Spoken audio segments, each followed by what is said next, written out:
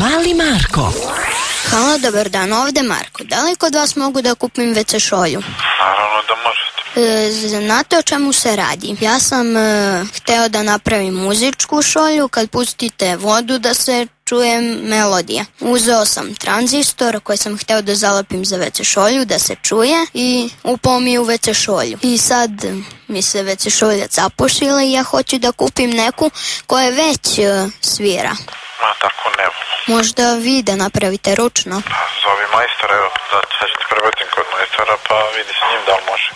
Da, recite. Ja sam hteo da napravim muzičku WC šolju, pa kad pustite vodu da se čuje melodija. A to je lepo.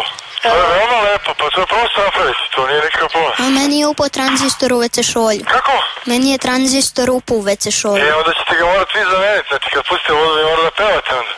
Ako je tranzistor upao u WC šolju. Ali ja bih hteo sad da kupim šolju koja već ima ugrađeno. A to još niste napravili. Mislim, može da se napravi šolja da greje, da hladi, da pere, znate šta već i to. Tako šolju mogu da nabavim, a ove muzičke, moja isto muzička, ali samo kad ja pevam. Možete vi da zalepite tranzistor za vodokotlić? Da zalepi, pa upašće i meni u WC šolju, što sam posle radio. Ja bih vama poslao na mail spisak rock pesama da ih ubacite. Ne, to mi ne radimo, gospođo. Prijetno. Uz osmeh život dobro zvuči.